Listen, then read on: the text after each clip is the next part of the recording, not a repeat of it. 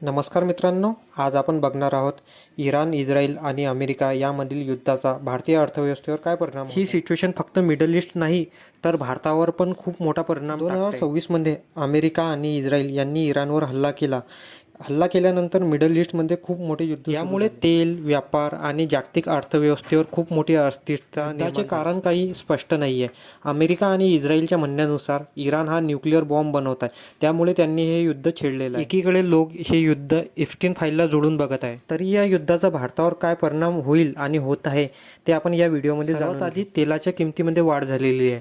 भारत हा त्याच्या गरजेचं 90% क्रूड ऑइल हे इम्पोर्ट करत असतो, त्यापैकी 30% हे स्ट्रेट ऑफ हॉर्मुझच्या मार्गाने येते, जे की सध्या इराणच्या कंट्रोलमध्ये। पेट्रोल, डिझेल, LPG, LNG या सर्वांच्या किमतीमध्ये वाढ झालेली आहे। या सर्व गोष्टीमुळे ट्रान्सपोर्टची कॉस्ट वाढलेली आहे। या सर्वांचा एकत्रित परिणाम म्हणजे महागाई। दुसरा इम्पॅक्ट म्हणजे रुपयाची घसरण। इम्पोर्ट बिल वाढत चाललेले आहे आणि यामुळे रुपयाचे बाजार मूल्य हे कमी होत आहे। डॉलर हा अतिशय मजबूत होत आहे। आज $1 घ्यायचा झाला तर आपल्याला 95 रुपये इतके मोजणं पडतात। हे इतिहासातली झालेली सर्वात मोठी वाढ आहे। इम्पॅक्ट म्हणजे व्यापार आणि सप्लाय चेनवर झालेला परिणाम। भारत हा मिडल ईस्ट देशाचा एक खूप मोठा सप्लायर आहे। या युद्धामुळे भारताचा एक्सपोर्ट हा स्लो झालेला आहे।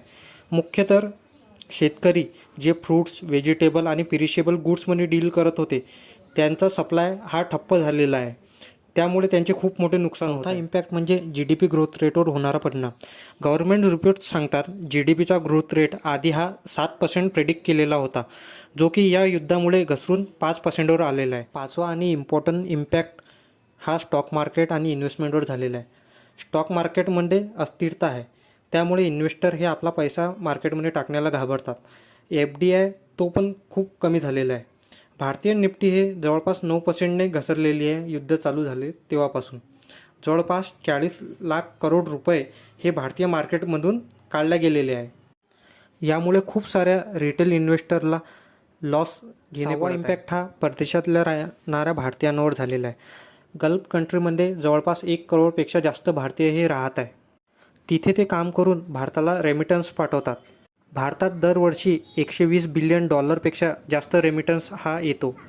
त्याचा भारतीय इकॉनॉमीमध्ये खूप सारा वाटा आहे। या युद्धामुळे त्याच्यावर पण संकट आलेलं म्हटलं तर इराण, इस्रायल आणि अमेरिका यांच्या वॉरमुळे भारतावर खूप मोठा आर्थिक परिणाम होत आहे। तेल महाग, रुपया कमजोर आणि ग्रोथमध्ये कमी आणि महागाई अशाच नवनवीन इन्फॉर्मेटिव्ह व्हिडिओ करता चॅनलला सबस्क्राईब करा, व्हिडिओला लाईक करा आणि शेअर करा। थँक्यू।